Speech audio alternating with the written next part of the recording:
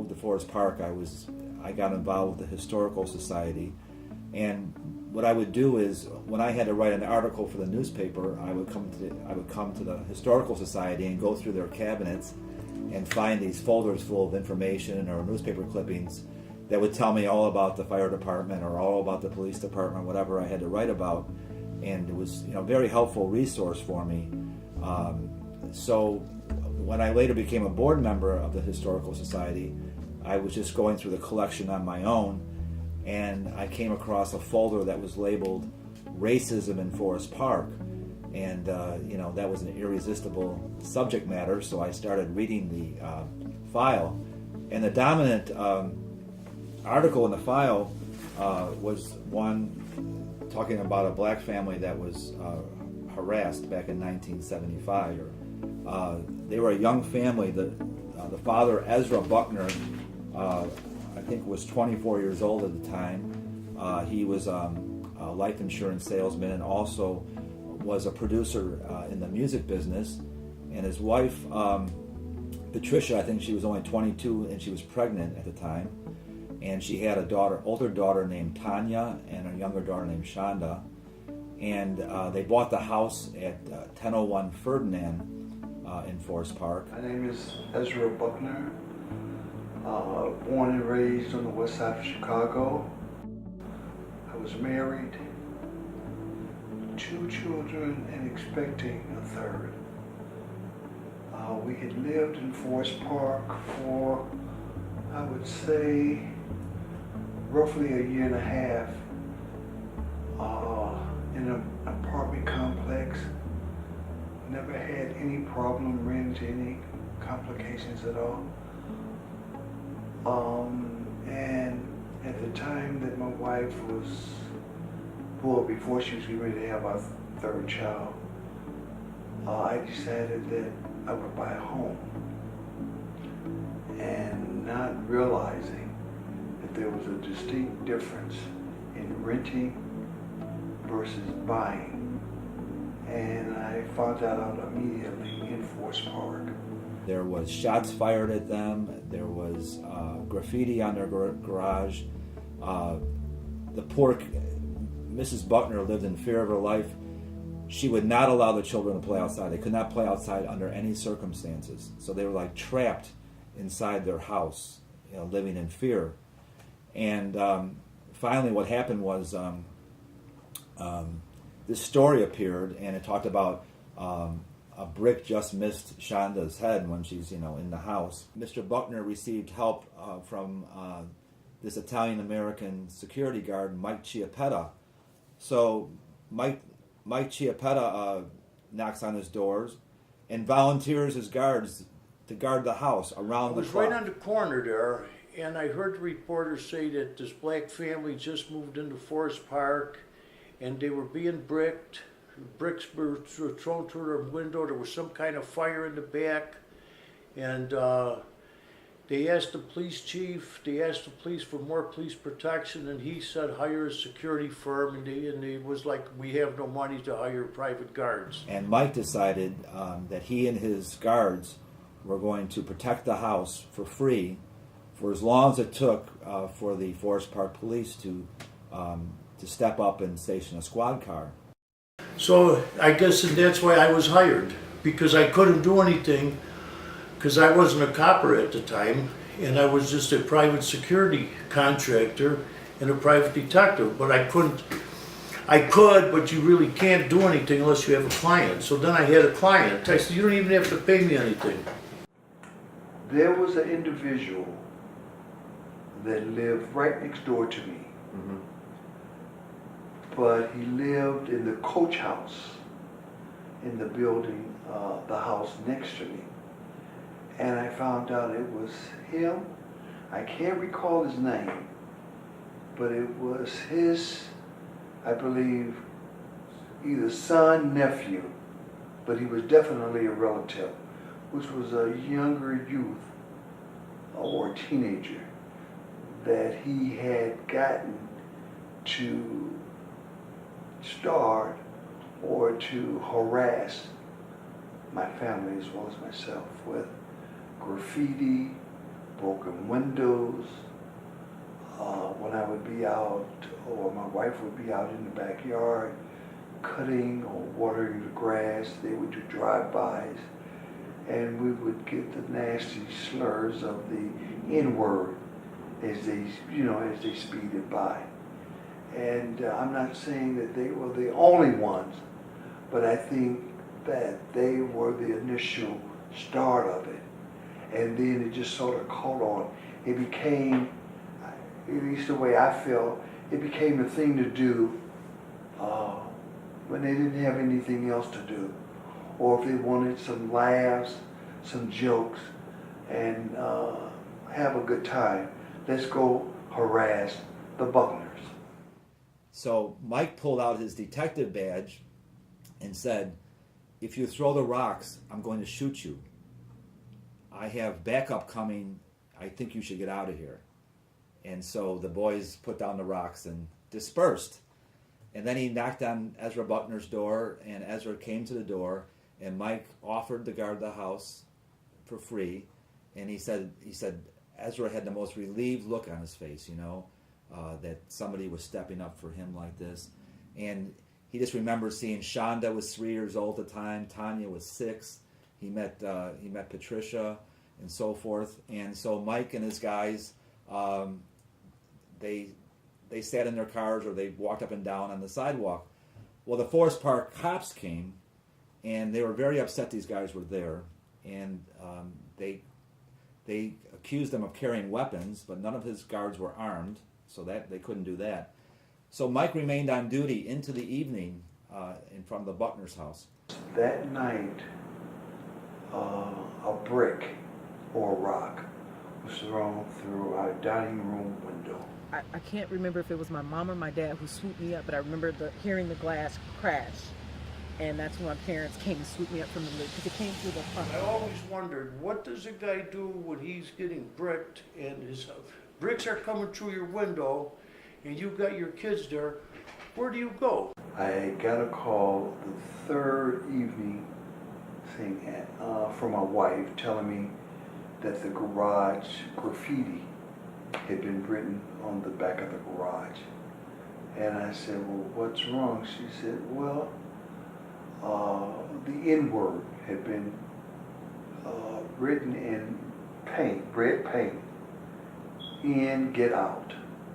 And I said, "Well, look," I said, "let me make some calls." I said, "Call the police department there in Forest Park and make them aware of it, and have them to write up a report." And she did that, and then I called some community activists, people that I knew, and Dick Gregory was an associate of mine, and I knew him through my sister, and he was in town on some speaking engagements. So I gave Dick a call, Mr. Gregory, and I asked him could he possibly help me in the situation that I had put my family as well as myself into by going to the police authorities as well as the FBI, because we really didn't feel that we was getting a total commitment and cooperation from the Forest Park police. There was shots fired at them. There was graffiti on their garage. The poor Mrs. Buckner lived in fear of her life. She would not allow the children to play outside. They could not play outside under any circumstances. So they were like trapped inside their house.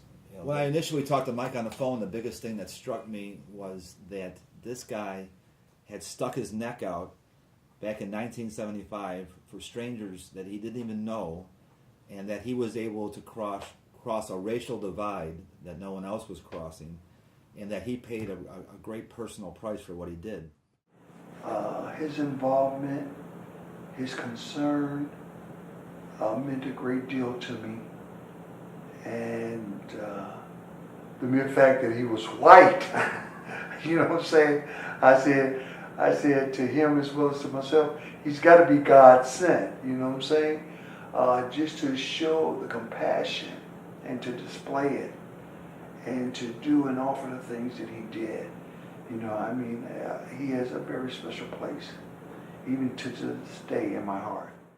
Forest Park Police believed that Mr. Buckner was an agent of Operation Push, and that he was some kind of an agitator or instigator who was trying to create racial change in Forest Park.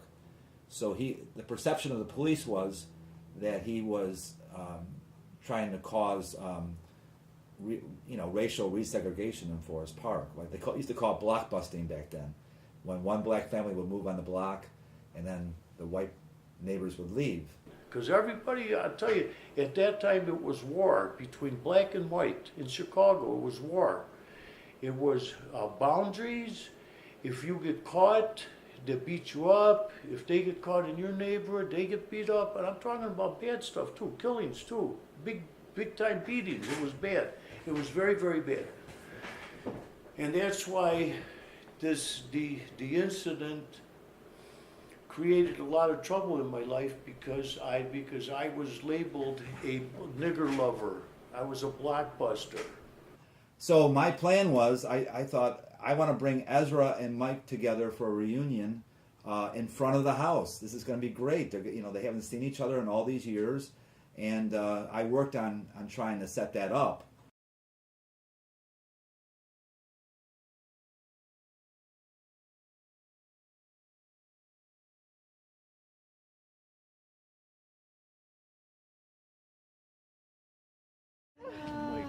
Hi, Mike. How are you? Can I have a hug? Thank you so much. How are you?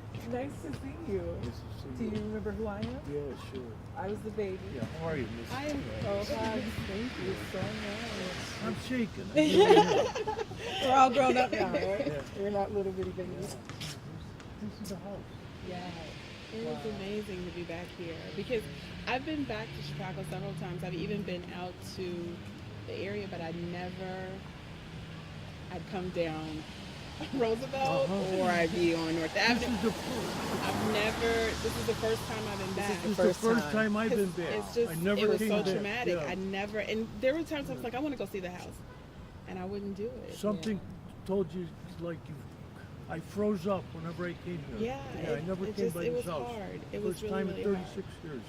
You guys remember Mike coming over or no? I do. I don't. I don't remember when he first came, but I remember him coming over, and I remember him sitting in front of the house. Yeah. I remember that. And the funny thing is, I never thought about the black element in this thing. It was just my daughters were the same age, and I just kissed them goodbye at my house on North Avenue in Harlem. I was coming down this way, and that's when I heard it on the radio, and it was an impulse. A lot of everything else that happened was anonymous. Bricks through the window, like I said, the firebombing of the garage, Letters in the mail. letters in the mail, phone calls, A lot of things. You had the hang-ups. the hang-ups, and other slurs that they would say to my mom. And she was pregnant at the time of my brother, and they told her she would never deliver a baby. And it was She hard. would literally be bawling while my dad was at work, because she was an at-home mom at the time, and she would hang up the phone and slam it, and she would just start crying. And like I said, she just tried to keep us comforted. But as soon as my dad got home, she just told him everything, and it was so many phone calls. Like the phone just kept ringing and hang up, to the point where we just had to unplug our phones. Unplug the phones. I remember doing that. How did the Forest Park Police finally step up? I think they were put in a After position where they they had had to. So yeah, it got media coverage, and I think that's really what started to make the change, because people were becoming more aware. So ironic about me being here today is because our dad passed away. I'm so sorry. Sorry. We just lost our dad, and when I got up to speak, I actually mentioned this house because I was so proud of my parents for being the first black homeowners in Forest Park, Illinois. So it's so ironic that I'm standing here today, and we actually got in touch with each other, and I'm here. And I just spoke about this about a week and a half ago. Oh, A week and a half ago. Not even knowing I would be standing here today. So it's just, It's amazing to me. Yeah, my dad, he was a fighter. And that's one of the things that I love that he instilled in me, and I try to instill in my kids is never take no for an answer. If someone tells you no, then you find a way to get around that, or you find the next person, and you keep going until you exhaust every recourse known to man. But you never take no for an answer, and you fight for what you believe in, and you do what you know is right. And I really don't know how to do it any other way because of that. Wow. After Ezra Buckner passed away, his family was in a certain amount of turmoil, and I continued to reach out to Shonda and Tanya and Patricia, but I could not get any more interviews with them. So I decided to try to contact some other family members. So I read Ezra's obituary, and it listed his two sisters. One is Nellie Prestwood, who lives in Beverly Hills, California, and the other one is Ahuva Gray, who lives in Jerusalem, Israel. Ezra was very lively, energetic, and goal-oriented. And any goal he set for himself, he accomplished. And he was the first person in our home to have a job. Ezra was really one of the first kids in our family to get a job. He was a hard-working young kid that actually got a young lady pregnant, Pat, at a very early age. And he decided not to go to school, but to get a job and take care of his family. And so this young person at that age bought a house out there in the area. Okay, Ezra called me, and he was quite upset and really in a state of panic about how to protect his family in this situation and what would they do and where could he go with this situation. So I suggested that he call Dick Gregory or call Jesse Jackson to see if they could assist him, because that was the only thing I could think of that would help my brother. And I thought that if we could get the press involved and Dick and Jesse involved, that we could actually avert all this madness that was going on with that. A life-changing experience for you? Life-changing, no. But a very knowledgeable and eye-opening experience, yes. It just made me more aware of a lot of things had changed in this country, but still a lot of things remain the same. Was this a life-changing experience for you? It was life-changing. I mean, nothing bad happened. I can't say I suffered because of this, a good Samaritan gone bad and all that. No, I can't say that. But what it did do, it made me hate the police. And for about a year and a half afterwards, it made me feel very conscious of civil rights. More so than I was, because I never even thought about civil rights. I never even thought about equality, because it was always the same with me, because we were Italian. We never considered ourselves white. When people would say, we never considered ourselves white for some reason when I was a kid. You know what I mean? Then later on, we learned more hatred, and we learned more later on in life than when I first started life. I pray for America every day here in Jerusalem. And the reason I do that is because the America that I was born in doesn't exist anymore. And it is so painful to see what is going on in America today. Well, I've been working on this for about 4 years now, I'd say. And the story continues to fascinate me because Ezra Buckner is such a remarkable character. His family informed me that he operated a restaurant on the south side called Ezra's for a while. Mike Chiappetta said he guarded the property across the street from Ezra's restaurant, so he was familiar with it. So to see some of the connections that developed out of this, and I just think it teaches a lesson to show that the courage of Mike to come forward, and that so many communities in America were struggling with the same problem. this is not unique to Forest Park. This happened in Oak Park. It's happened in any number of communities. Okay, but I think it's something that we believe we live in post-racial times or something. But I think it's there's still an undercurrent of racism in this country, and I just think we still need to address it. And this is a dramatic example of what can happen to an innocent family that all they wanted was the American dream, to own a house, and they end up living through this hell where they're prisoners in their own house. Like, as much as I love Forest Park, I think this story needs to be told, and that's why I've done all the research and investigation about what happened to the Buckners.